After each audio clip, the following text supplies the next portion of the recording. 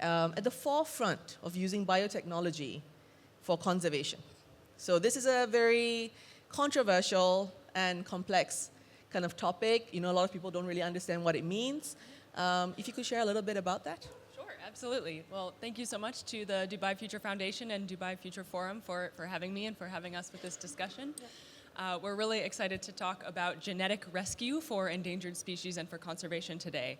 So what that really means is engineering and trying to help promote diversity and resilience in wildlife populations, because really, when it comes down to it, diversity is the lifeblood of populations. It's what keeps populations able to adapt, able to survive going forward. And genetic rescue is kind of based on, oops, that's us. That's also us. There we go. Genetic rescue is based on a toolkit of different biotechnology solutions that have primarily been pioneered in human medicine and also in agriculture. So most of the technologies that we're working with and trying to bring to conservation at Revive and Restore and at other organizations are not brand new to the world. They're actually just borrowed from these other systems that have been helping to, for instance, pioneer personalized medicine or help our crops grow stronger and better. Really, when it comes down to it, wildlife is made up of cells and DNA, which is the same stuff that humans and crops are made up of. And biotechnology is really harnessing the power of DNA and of cells to create more resilient systems. So our biotechnology techniques kind of span a range of different tools and technologies, everything from sort of the base level of sequencing and bioinformatics, that's just understanding what the genomics are, what the genetic code of a certain organism is, what those kind of building blocks are, and then on a population level, how inbred is that population? What kind of diversity does it have that we can then work with for conservation? And then kind of moving up the toolkit, there's different technologies as well, things like biobanking and cell culturing to allow us to actually cryopreserve or store genetic material in the long term to be able to prevent further loss and use that for future interventions. Assisted reproductive technologies, things like cloning, to be able to bring back genetic diversity that has been lost from populations, and even all the way up to the level of genetic engineering and gene editing to try to bring new resilience and resistance into wildlife populations. Yeah, so this morning we were both sitting next to each other and kind of listening in on some of the panels, and they were talking about deep sea conservation, also like coral reef restoration, as well as the importance of biodiversity, right? So my work is very much in the traditional sense. We talk about biodiverse diets for biodiverse environments, and that's very much looking into the past, heirloom varieties, how can we change the way we eat. It's a very kind of intimate practice of conservation. So when I came across your work, I was super interested because I was thinking, okay, we've heard of cloning, we've heard of gene editing, we've heard also you were sharing a little bit on cryopreservation for corals. How do we choose what gets brought back to life or becomes de-extinct, for example? Sure. So there's a difference between conservation of endangered species and trying to prevent them from becoming extinct and de-extinction. So I just want to clarify that. What you're saying about trying to bring back historical varieties of various heirloom plants, for instance, in some ways that's more or less what is being done in conservation. Historically, populations were bigger. They were sustaining themselves. And then in most cases, human intervention, whether that be through climate change, whether that be through habitat loss, disease spread, really cut those populations down to sizes that are, in many cases, not able to sustain themselves. They're in sort of an extinction vortex, if you call it. Small populations have very little genetic diversity left in them, and that means that they don't have very much material for natural selection to act on. And that means every time there's a disturbance, that population gets smaller and smaller, more and more inbred, and less resilience to disturbance until that population goes extinct. And so much of conservation is trying to bring back a lot of the genetic diversity that has been lost over time due to these disturbances. For instance, cloning, my organization was involved in the effort to bring back genetic diversity that had been lost from the black-footed ferret. So in 2020, our organization, in partnership with Viagen Pets and Equine and the U.S. Fish and Wildlife Service, cloned the first black-footed ferret. The black-footed ferret had been down to 7 individuals left back in the 1980s, only 7, and there was a great, very successful effort to then breed those together and create a new sort of reintroduction project that got up to 300 plus individuals in the wild, but all of those individuals still came from the same 7 ferrets from the 1980s, which is incredibly bottlenecked. I mean, that is not a population that has any resilience really left in it. And we saw that through these reintroduction efforts that despite these, 300 plus ferrets being introduced back into the wild, they're really, really susceptible to a disease called the sylvatic plague because there's so little variation left in that population for them to adapt to. And so one of the ideas that our organization got in collaboration with our partners was to actually take advantage of some cells that had been cryopreserved from another ferret individual back in the 1980s. The scientists back then had the foresight, if you will, to actually cryopreserve cells from other ferrets that were not part of those original 7. And what we were able to do is use that genetic material for cloning and to basically bring that individual back into the population. So in 2020, our first black-footed ferret, Elizabeth Ann, was born, or that was what they named her, Elizabeth Ann was born from this, basically a clone, a copy of Willa, that ferret back in 1980 something, I forget the exact year, that had been cryopreserved. And they also found, with the sort of background in sequencing and bioinformatics, that her genome contained up to 3 times the amount of allelic diversity that any of those original 7 had. And so by bringing that 8th individual back into the population, we're bringing back so much information and so much diversity that then natural selection can now act on. That could include helping with disease resistance. It could include, helping with other disturbances that come out. So I just give that story to give an example of how the goal isn't necessarily to add new material that has never been in a population before. It's to try to bring back some of the resilience that was lost before we knew what we were doing and before, we cut these populations down. So the black-footed ferret seems oddly specific, right? So, yeah. So why was that particular species chosen for cloning? Yeah, I think a few different things. In one, it's the only ferret species in North America, so it was very unique and was an important player in the prairie population, in the prairie ecosystem before it went, was nearly extinct before that bottlenecking event. And so, there was sort of a ecosystem services reason to bring that back. Another piece is you can't bring something back that doesn't have, material that's been well preserved. And so those cryopreserved cell lines that were cryopreserved in the 1980s and that were then used for cloning were really essential to enable this species to be able to be cloned like that. So you have to have a relatively high quality genome or DNA that you're working from to bring back. And so we sort of think of it as a use case.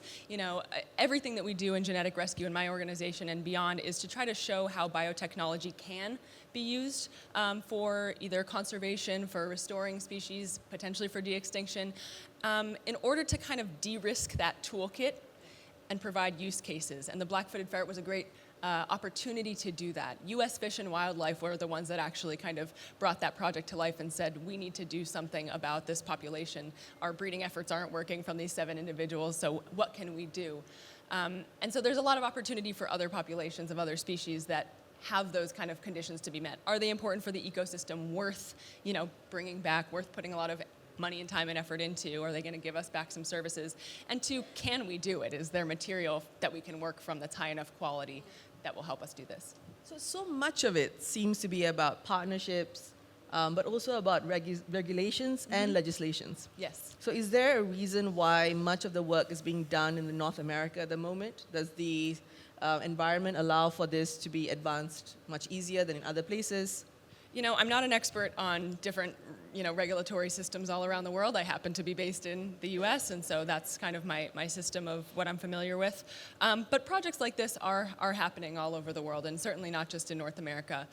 That's just where we're based and where we're able to do. But I would say, every different country has its own regulatory system. No biotechnology solution can be implemented ethically or effectively without both the permission from and buy-in from and collaboration with local governments and officials, and I would argue, the communities in those places. Why are we trying to keep various populations going? What benefit does that wildlife maybe have to local populations? For instance, you mentioned I'm a marine biologist. My background is in corals and coral reef conservation and interventions to try to increase coral resilience, kind of broadly.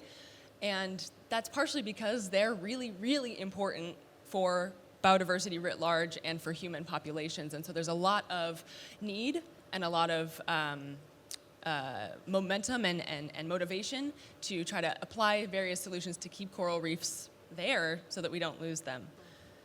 May I just say a little bit about why they're important for anyone that isn't aware? No, please, go ahead.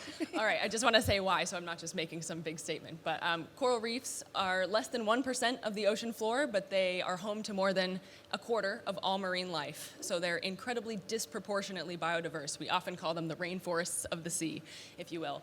And many of those wildlife species are things that we rely on for protein, for seafood. I mean, here in the UAE, I was just learning yesterday with the wonderful cultural experience that we had going around how important marine resources have been for sustaining literally the protein source of this region for hundreds, if not thousands of years. And part of that is because the Persian Gulf has coral reefs, and those coral reefs keep those seafood species, for us at least as seafood, alive and able to be there. So the protein source for hundreds of millions of people around the world, especially on small island nations, but also in places like this with coral reefs, depends on that. And then the three-dimensional structure that coral reefs create is a habitat in and of itself. They're ecosystem engineers. And so that's home to these marine species, but it also actually acts as a natural breakwater. As waves go over these three-dimensional structures, they dissipate. That friction causes the waves to be smaller, and that protects our beaches and our coastal properties and our homes from flooding and erosion. And so they're kind of this important living natural protection system, if you will, from storms and, where I'm from in Florida, from hurricanes. And so they just provide so many ecosystem services for humans, and thus humans all over the world are really interested in trying to protect them and bring them back. No, for sure. I think we were talking yesterday about crazy weather patterns and the next super typhoon that's hitting the Philippines at the moment. But also, I was interviewing Dr. Sylvia Earle, who's a well-renowned oceanographer, last couple of days ago. And she was saying it's not seafood, it's sea life. We don't see, the food that we get from the ocean or marine animals that we get from the ocean, we see them as food, not as wildlife. Yes. And that also threatens the conservation efforts, things like that. So that's a very nice little perspective that she put on. So in terms with Revive and Restore, your personal passion is in coral reefs. You did your research in the Caribbean with trying to do climate adaptation. Yes. And that's a very big issue in Dubai as well. The Dubai Reef Project, where they are trying to, I think 70% of coral reefs in Dubai died in a heat wave a few years ago. And so there's a restoration project happening at the moment. So how do you find that the work that Revive and Restore does with coral reefs, how could that help tropical coral reefs all over the world? Absolutely. So there are coral reefs all over the world, anywhere basically where there's tropics, between the equator and the tropics. Coral reefs are growing in most cases, and there's many different things that cause their decline. In the past 50 years, we've lost over half of the world's coral reefs, and a lot of that is due to climate change. There's many, many local stressors as well, overfishing that kind of throws off the balance of these ecosystems. Ocean acidification is making it harder for them to grow their skeletons. Coastal development in many cases is putting out pollution or putting out sediments that smother these reefs. And so a lot of these challenges are local, but a lot of them are global, in particular climate change. And so the ability to create corals that are more climate resilient, more able to withstand heat stress is absolutely critical to them persisting into the future. As the ppm goes up in the atmosphere, as we've sort of surpassed 1.5, or we're close to surpassing 1.5 degrees Celsius, the oceans aren't getting any cooler, and coral reefs are already kind of at their thermal maximum. And so one of the key things that we're trying to address with our solutions at Revive and Restore is how do we make corals more resilient to climate change? Particularly, how do we make them more heat tolerant? And there's a lot of different ways to go about doing that. So you mentioned the Dubai Reef Project, which is going to be bringing back corals to this region. And to my understanding, what they're doing is propagating, gardening, basically, corals that are surviving today, and going to be planting them out. But what's going to make them more resilient to climate change? What's going to keep them from facing the same threat or the same fate that the corals that they're replacing already faced when the last bleaching event came through. So one of the ways that you can do that is by genetically engineering these corals to be more heat tolerant. So one of our partners at Revive and Restore, Dr. Philip Clevis at the Carnegie Institution, it has created a high throughput platform to screen genes within the coral to figure out which ones are key in playing roles for their heat tolerance as sort of a foundation for future manipulation. Either you can go into that coral and insert a heat tolerant gene into that coral, or if they already have that gene, how can you manipulate that gene in situ to overexpress it or to make it more active and to make that coral more heat tolerant. One of the things that's a little bit challenging about heat tolerance is it's not governed by a single gene. It's a polygenic trait that they call it. So there's many different ways that might be manipulated, but that's one possibility. Another possibility is actually we have a great project working on stem cells in corals. So just to back up really quickly, for anyone who isn't aware, stem cells are kind of the basic building blocks of life. They're cells that have not differentiated yet into skin, hair, blood, whatever it is. They're sort of the base state. And then they do eventually differentiate into these different cells. So they can become any cell in the body, and that makes them incredibly useful for research in humans, for disease modeling.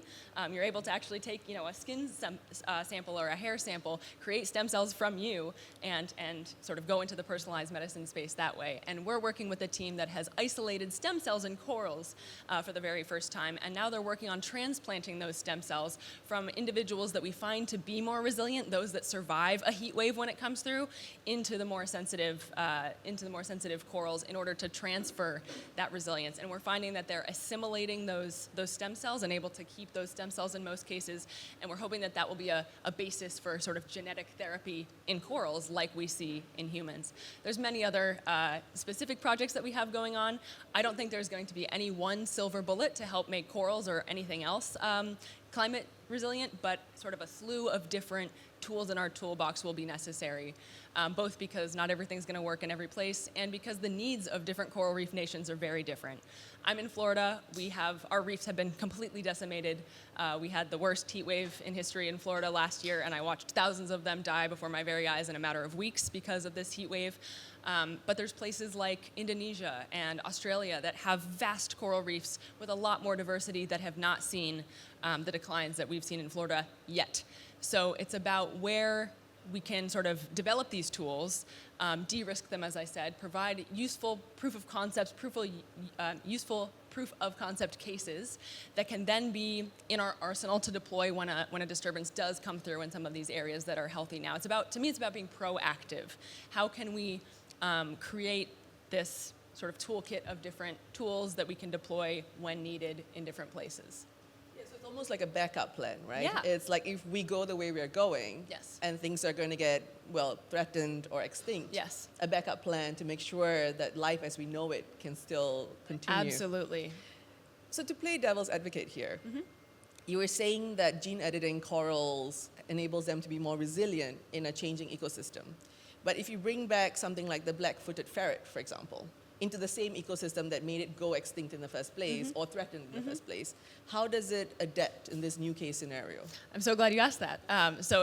Again, as I've already harped on a little bit, genetic diversity is sort of the basic building block of resilience, right? Having a lot of different alleles, a lot of different traits in a population allows a lot of material on which natural selection can act. So just the act of cloning, of bringing genetic diversity from the past that we've lost back into that population to increase allelic richness, that alone helps.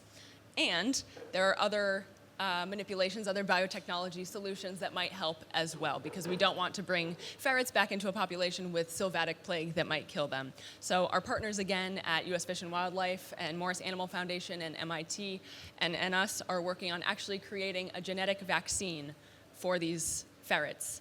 So this is a circuit, basically a synthetic biology circuit that is able to be activated in specific cell types at a specific age in a baby ferret and actually start pumping out an active ingredient in a vaccine that makes them immune to the sylvatic plague. A traditional vaccine, one that you just inject and go along their day, has been created for the black-footed ferrets and is being used in the active breeding efforts, but that's really hard to scale, right? You have to capture a ferret, bring it into the lab, inject it, make sure it's okay, and then bring it back. That isn't easy to scale for a population now that's out in the wild breeding, and you'd have to capture every baby ferret and do that. So with our this technology, the goal is to be able to sort of put this genetic circuit into the ferrets that are bred from here on out, and that is heritable because it's part of their genetic code. So you don't need to keep going out there and injecting every new ferret that's born.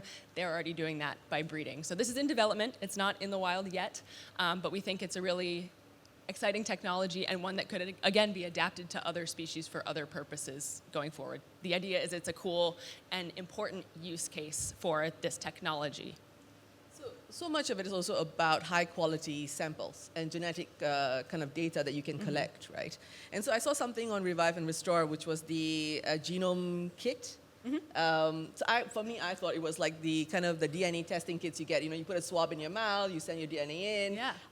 So it's very, very simplified. Is that really what it is? It's kind of similar, yeah. So we have a program called Wild Genomes that's kind of trying to populate that bottom level, if you will, of the genetic rescue toolkit, making sure that sequencing and bioinformatics is there and available to endangered species that need it, because again, that really helps to form the baseline of what we're dealing with in a certain population, how inbred is it, how diverse is that population, and thus what are the building blocks that we can then use in the future for management. Whether that's a traditional captive breeding program trying to choose specific parents because we know what's going on with their genetic code and we know that this one has this allelic diversity and this one has this allelic diversity, so that together will create offspring that are very diverse, they're not too closely related, et cetera. Just that really basic step of making sure that we're promoting diversity in things that we breed, all the way up to understanding, the need to bring maybe new diversity into that population, whether that's through translocations, whether that's through some of these more, advanced tools. But it really does come back to kind of the 23andMe of it, which is you're just trying to understand sort of who you are, what you're made of, and who you're related to.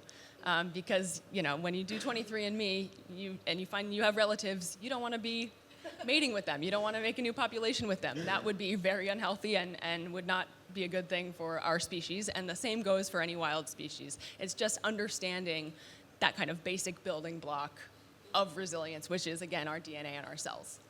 Yeah, I think we see with technology, especially as it's applied to conservation or sustainability, a lot of it is to be equitable, it has to be accessible, right? So a kit that you can send out easily to even like developing countries, because I'm guessing the funding mechanisms to explore even one species, it must be at a crazy scale. Could you share a little bit more about how much it relatively could cost or the funding streams that you explore? Sure, yeah. The good news is that that lower level of the toolkit, sequencing and bioinformatics, is coming way down in cost. That's part of our program. That's part of why many conservation efforts up until recently have not employed genomics, is that it traditionally was more expensive, but more and more with more innovation, that cost has come down, and we recognize that and tried to kind of cover that cost through our organization for groups that really needed it and could demonstrate a use for that genetic data in their management plan.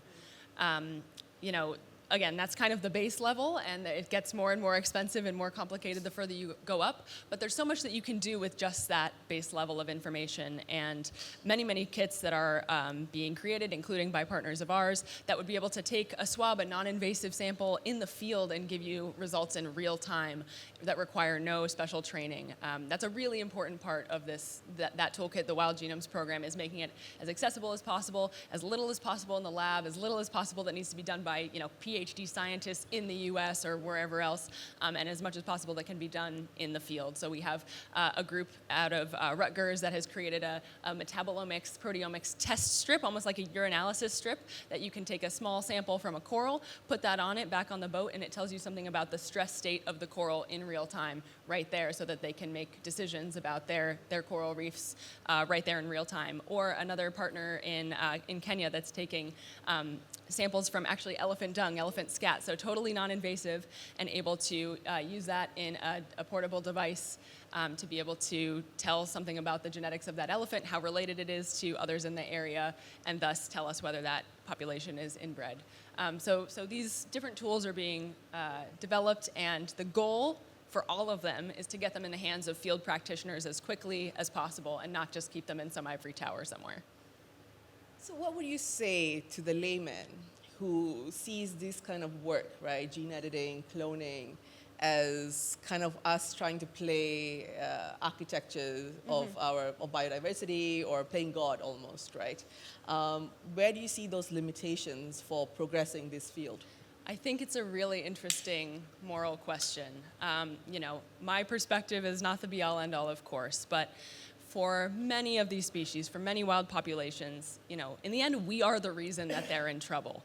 Whether it's because, we hunted them to near extinction hundreds of years ago, or even very recently in some cases, whether it's because our lack of foresight in introducing new species to new continents caused invasive species that wiped them out or nearly wiped them out, whether it's our fossil fuel consumption that has caused climate change and ocean warming and acidification and the rest of it. The vast majority of endangered species are endangered because of us, directly or indirectly. And so to me, we have a responsibility to try to remediate that. I think we have a responsibility kind of morally and writ large as animals ourselves, as members of the living world. I also think we have a responsibility to future generations to have these wildlife populations and these ecosystems that our ancestors have had, that we have had and been able to appreciate. My life changed the first day I snorkeled on a coral reef, and I feel like I saw the world in a completely different way, and it's still almost a spiritual or religious experience to me to be in nature, to be on a coral reef or in a forest, and appreciate how small I am and how amazing the natural world is. And the reality is that won't be there for future generations if we don't take action, if we don't intervene. So to me, it's more about the intentions in our actions. A lot of the use cases that people are afraid of, a lot of the sort of negative times that we've intervened in nature, many of them were long ago, before we had the ability to really understand what we were doing, like I sort of mentioned with introducing invasive species accidentally to places. We thought we're just going to control this rabbit population. Oops, now it's just this cane toad has destroyed the continent. Or in many cases, especially newer ones, those motivations were often for profit. We did some sort of manipulation, we did some sort of intervention because we wanted to utilize that resource, exploit it, make a lot of money, be more efficient with that. Not because the intention was to have a diverse and beautiful and resilient natural world that we were a part of. So to me, if we, I would hate to see the fear of unintended consequences cause inaction that will make us lose these key species and ecosystems, when instead, what if we kind of reframed that narrative and thought about the intended consequences? What is the future that we want to see for our children? And how can we work towards that, be really, really rigorous, be really careful, and involve all the best science and prediction and modeling. We have so much ability to predict and model things now, play out all the scenarios as we go, but not be paralyzed by the fear of a bad outcome. Yeah, I think when you're pushing boundaries or exploring new frontiers, fear is a natural reaction, right? If you don't understand something, the natural tendency is to be afraid. But it's also, I think, when you look at the internet, how people reacted to the internet 30 years ago, or to AI now, in the last few years, and we see that also with biotechnology. Yeah. So how is this field being regulated? Is it still internal regulation by agencies or think tanks or foundations, or is there kind of more national regulation for these explorations? Yeah, I would say, to my knowledge, it's primarily governments, local, state, national. So for instance, the U.S. Fish and Wildlife Service, if it's a marine species, the National Oceanic and Atmospheric Administration, NOAA, kind of have jurisdiction within the U.S. Of course, I'm not familiar with every single country's system, but most countries have a national, system of laws that need to be followed, and permits that need to be applied for, and regulators and officials that need to be involved in any decision to intervene in wildlife, to put anything out in the wild that was, done in a lab or in some sort of rearing facility. And then in many cases, there's local jurisdictions as well that need to be followed, protected areas, protected species, et cetera. What has been really challenging is there's not very much on an international level that can be harnessed or can be worked within. And that's not just a problem in conservation, it's a problem in international law and other things, right? How do you enforce things across borders? That's really challenging. But what we do need to do in many cases, especially for marine environments, maybe not enforce across borders, but coordinate better across them. You know, the ocean doesn't recognize our artificially drawn national boundaries. You know, if I destroy my fish population, you know, in Jamaica, it might affect the fish population in neighboring Puerto Rico or Cuba. Those things need to be kind of coordinated. So I'm hopeful that we can find a way to do that. It's certainly one of the bigger challenges that we face right now in conservation is these species that live in more than one place. I don't think we should think of them as Florida's corals or Cuba's corals or, you know, Mexico's frogs when their populations do span beyond that. And thus, you know, the opportunities to rescue them might span beyond that as well.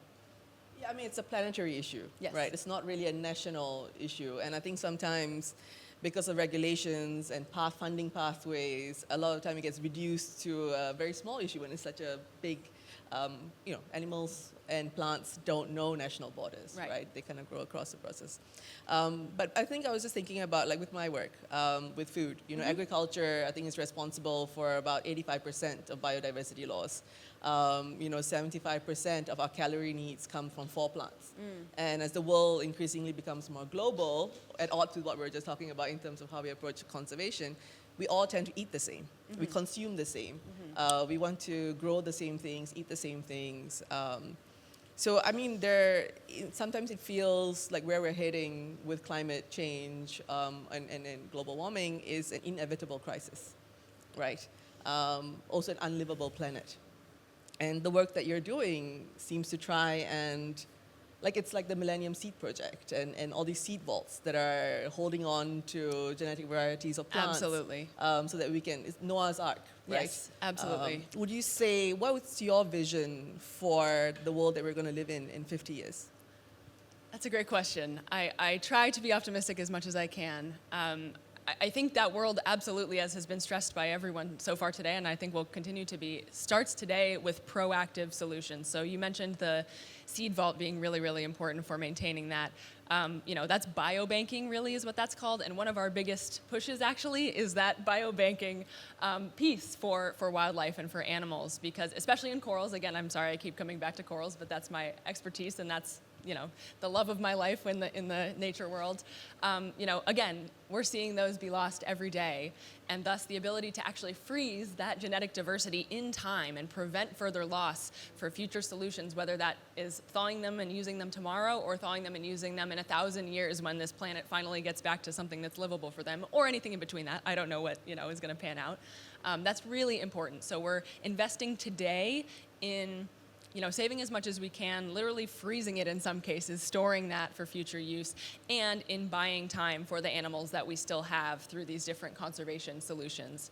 I do want to stress that none of these conservation solutions are you know, at the expense of or should be done without addressing the key, you know, threats that are causing biodiversity decline in the first place. You know, primarily climate change, certainly climate change, but also habitat loss and, you know, disease outbreaks and the other things that we have control over. So what I see, hopefully, in 50 years are wildlife populations that in many cases are much more diverse than today because we've been able to either, you know, use traditional conservation approaches to keep those healthy, or use these biotechnology solutions to help bring some of them back from the sort of bottlenecked places that they are now. And I really, really hope that we're able to see a planet that's much more hospitable to wildlife and humans, and is not continuing on the trajectory that we are seeing it now. So this is just a bonus question before we go to Q&A.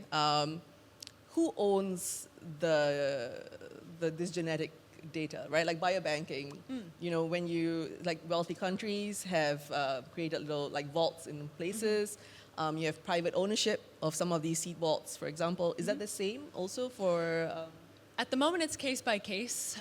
So, you know, a place like the USDA or the Smithsonian has their own access protocols for how they can access those. I think ethically, the place and the community to whom those, you know, natural resources sort of belong, or at least to whom they are native, are who they should ultimately belong to. And there are plenty of initiatives that are working on making sure that that's their policy and that's the case. And we're a part of that. Absolutely. I've seen that with the British Museum at the moment. Yes. With artworks and it's going back. Yeah, so that's super interesting.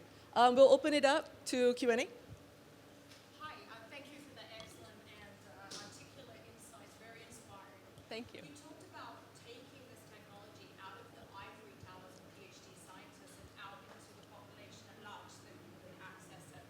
So my question is, if you had at your disposal a group of talented, capable, energetic, enthusiastic postgraduate business school students, so they have the communication skills, marketing, ability to connect with consumers, solve business problems, is that a resource that you could use for your goals? I think absolutely. Thank you so much for that question. I mean, first of all, scientists are notoriously bad at communicating what they're doing and making it important to everyone else, right? They're always using lots of jargon. I probably just used a heck of a lot of jargon just now, even though I try very hard not to, or at least to explain it. And so, first of all, folks that are expert at communicating, selling, for lack of a better word, making people care about the shared purpose that you're working towards are critical. And certainly, I mean, from a business perspective, funding, right? Conservation, in many cases, is not well, at least right today, isn't great at turning a profit. In most cases, it's not. And various folks are trying to explore how to make some of these technologies or conservation in general something that could generate capital or have a commercial angle, and that in particular is what I think we need a lot more of. There's sort of the budding concept of biodiversity credits. I haven't seen that mature too much in my space, and I want to learn more about that. I would really hope that can be leveraged. But how else can we fund these really important initiatives that have a long-term economic benefit for humanity? I mentioned all of those ecosystem services, for instance, that coral reefs provide. That's money, right? In the end, it's just that it takes some time to see that money, and it's very diffuse, and it's not sort of obvious. And okay, here's my bottom line on what my coral reef made me this year, right? So how can we take some of the kind of business skills and economic concepts and either reinvent those or leverage those to help more people see the value of wildlife and wild spaces? I don't know the answer to that, but I would love to help have those people engage in that question. Thank you. Thank you so much for a great presentation. You talked earlier about seeing coral reefs in Florida die before your very eyes. So my question is, how did you cope with that? Were there any glimmers of hope that you saw in the midst of that disaster? Yeah, I'm so glad you asked that. Coping, I mean, I'm not alone in the concept of ecological grief that, myself and my colleagues, and I think a lot of folks in this work that, have dedicated our careers to bringing back wildlife and wild spaces. And when you experience a setback, when you see those animals or that ecosystem die, I mean, to me, it really is grief. I cried many times. It still makes me really sad and concerned. And like I said, I'm really especially concerned about future generations having the chance to see this. So I would say it blurs the line sometimes between the professional and the personal, which begs a lot of questions for those of us whose career this is, when it starts to keep you up at night, not because you're stressed about your presentation the next day, but because you're stressed about this ecosystem that you've dedicated your career to. Is it even going to be there for my children, right? It really digs deep into that and blurs the line between the professional and the personal. But there are definitely plenty of rays of hope in that space. So although I saw thousands of corals die before my eyes in a matter of weeks, I also saw some of them survive. And we know a lot about those corals, and we're studying them, and we're working on figuring out what it is about those corals that made them survive those heat waves. Is it something in their genetics? Is it some condition that they were, facing? Is it somewhere that they were that was better than some other places? And using that to inform our future restoration efforts, both traditional restoration, where can we plant corals that will, they'll survive better than these other places where they died more? Which individuals can we choose to propagate as part of our restoration efforts? Or in some cases, okay, it was this gene, so how can I maybe leverage that through biotechnology going forward? It's a tremendous learning opportunity, and I will say it makes you really appreciate those corals that survived more than you already would have. Those ones are now my very favorite things to go see in the world. There was a term this morning which I thought, this phrase, practical utopia, and I thought that was kind of also in line with the two questions that were asked, like the relationship between capital and conservation, right, necessary for sustainability in a very real sense. Right. but also kind of the emotional and well-being of conservationists. Right. Like to support the ecological kind of pain, stress, and anxiety, right? Yeah, I think it's kind of seeing the ecosystem as a whole instead of seeing us as like kind of separate linear beings. And we're a part of it. Exactly. It's a web. Thank you, Liv, not just for the speech, obviously, for what you're doing. Thanks. You've raised the importance of moral engagement, that because we have caused the damage, we are morally obliged to go and help correct it. The question I have, does it go the stage further to where Stuart Brand and company have been about de-extinctionism? We are responsible for the woolly mammoth having gone out of experience, so do we bring the woolly mammoth back? And there's been this experience, I know, in Spain, where they brought back a kind of goat or whatever it was. Do we actually have that moral obligation to go the step beyond? Not just to restore, but to recreate?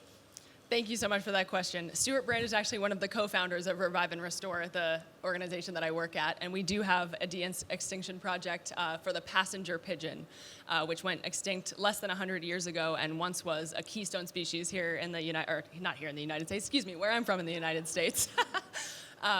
And we're working on sort of the technology behind what it would take to bring that back. I have to say, I don't claim to know where that line is, and I don't claim to want to prescribe that into anyone else's mind, but it is something that we should debate, I think, as a society, as local communities. Where is that, whatever the species in question is, I think the local community in that place has the kind of overarching jurisdiction over that, right? And then sort of morally as a human race, at what point, how far back do we take responsibility? Personally, if I were to answer that, I would like to think of kind of the practicality of what are we missing today that might have been really important for our ancestors and might be really important for future generations. For instance, is there a keystone species like the passenger pigeon that we caused the extinction of very recently, and that we're now seeing forest ecosystems be incredibly unbalanced because of that? And would we benefit maybe from bringing that back so that we have balanced forest ecosystems going forward? Something much further back, like the woolly mammoth, you can absolutely argue, and people do, that they were keystone species as well. I don't have a personal opinion on that, and I think that's a bigger question for more people. But it's really interesting, isn't it? I mean, we've been shaping this environment since we were barely Homo sapiens, I would say, and probably even beforehand. And so where is that line? I would say that is an ethical and moral question for all of us to wrestle with, excuse me.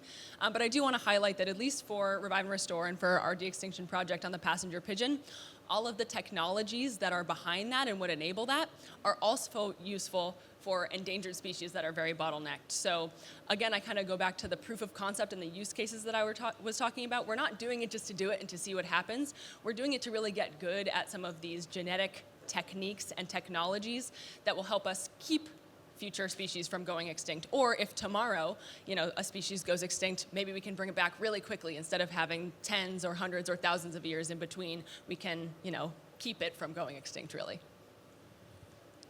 I have two questions. I guess. My first point is, I guess, when I think about this, a lot of the difference of breeding and what we've done in commercial agriculture or just generally in species management and habitat management is actually from a top level perspective exactly what you're doing. You're just doing it differently. Absolutely. Conceptually, when we're telling the narrative, it isn't different to what we've been doing for hundreds of, as you say, thousands of years. Agreed. And we just make a big fuss about the fact that it's genetic. It's nature. Actually, it's just how we've chosen to manage our environment. Absolutely. My second question, I guess, is that when we do things here, we do it slightly differently maybe in the US. Mhm. So we're very top down, we do things on a big scale. Mhm. So if you look at kind of conservation here, a lot of that has been driven by private collections. If you look at cheetahs, we're one of the leading countries in the Arabian cheetah in the region. And what we're doing in Saudi, we're doing massive rewild projects. Mhm. So we kind of go in in a way that maybe in Europe or the US things have been much slower. Right.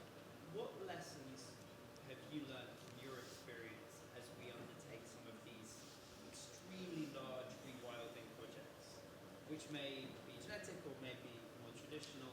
Like, how do we not end up with cheetah-proof fences? First of all, my recommendation, again, just because I think it's the right thing to do, is to try to consult the folks that are actually going to be affected by whatever that project is, the bringing back of that species, and maybe not only get their permission, but understand what it is that they need and how they would benefit from that project, and really listen to what they have to say and integrate that into your plan.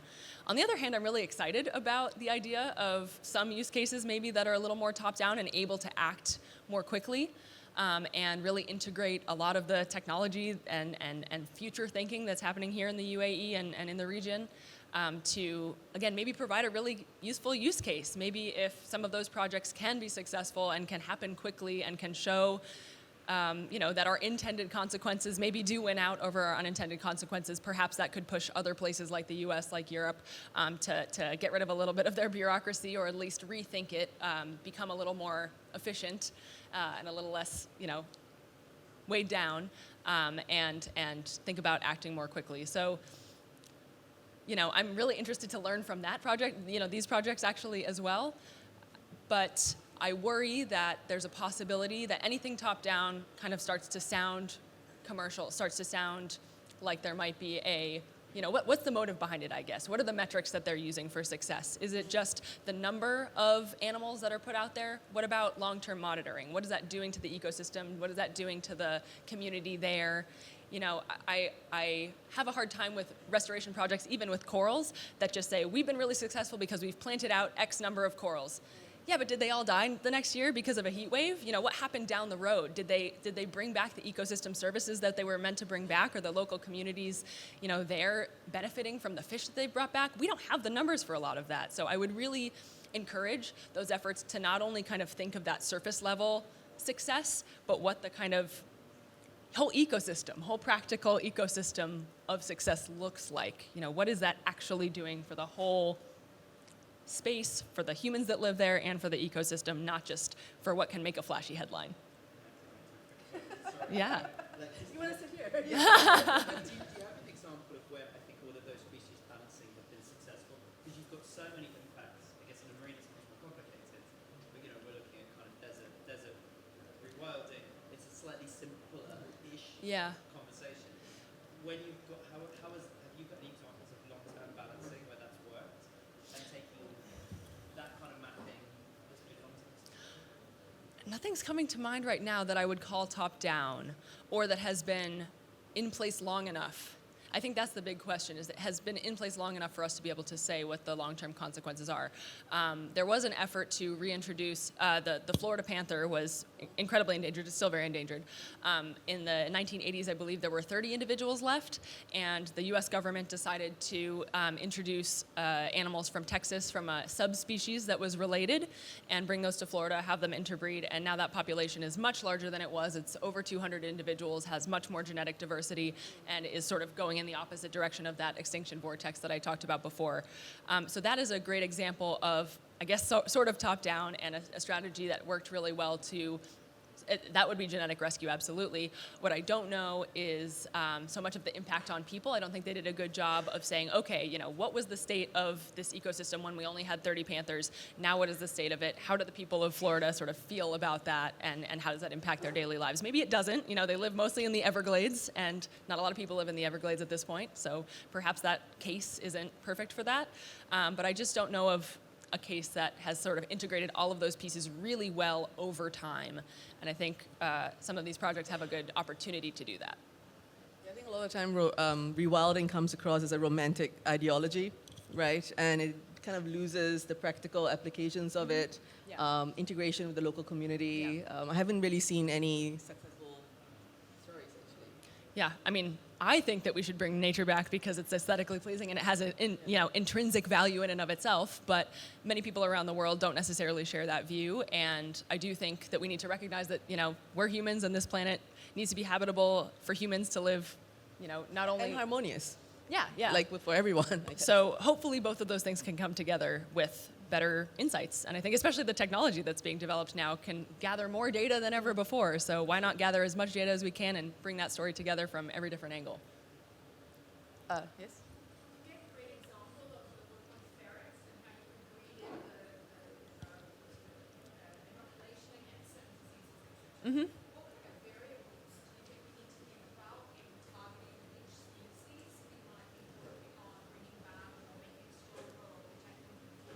That's a great question. Do I have what? Oh, I should really make one, I guess. Yeah, I don't think I have a personal list, but again, I think any of these efforts takes a lot of time, effort, and money, right? And so I think we need to be relatively strategic about which ones we choose. So, to me, I would say first and foremost, which species are going to make the biggest impact on a greater ecosystem and on human communities because they provide really important ecosystem services, like being a keystone species. I think that kind of gives you the most bang for your buck, because by restoring that species, hopefully it will keep others intact, it will keep an ecosystem relatively intact, and it will help to provide for the human communities that live near them. And in the end, we do need to look out for our human communities. So something that is a keystone species, I think, would be really important there. And then again, going back to just having the resources and the high quality data to be able to do that. And the kind of community there that's going to help champion that project. I mean, a key piece that I haven't touched on that much is kind of having a fan club for that animal or that ecosystem. Actually, a big piece of the black-footed ferret was because there was basically more or less a fan club for it. That makes it sound not so nice, but a coalition of different organizations that really cared about and valued the conservation of the black-footed ferret and wanted to bring together these resources for it. So unfortunately, that may help favor some more charismatic species. But if we can get the public behind something and thus get the money and the capital and the political power behind it as well, that will probably make it easier to do. So I think there's a balance between, is it important in and of it, beyond its own intrinsic value for both humans and for a larger ecosystem and other animals? Is it, doable? Are the resources there, genetic resources there? And, is it going to be compelling for the rest of the world and help us kind of champion these solutions going forward for other things? Are people going to be excited about it? Okay, so I'm just being mindful of time. I think we've overrun, actually, by a little bit. Sorry about that. So thank you, Liv. Thank you, Dubai Future Foundation and Future Forum for having us. You can find Liv on LinkedIn. What's the best way to reach out and ask more questions? Sure, you can, reach out on LinkedIn. I'm Dr. Liv Williamson. I have some cards with me, so if you find me later, I can give you a card as well. Please check out Revive and Restore's website. My contact information is also there, and thank you very much. Thank you, Nithiya. Thank you.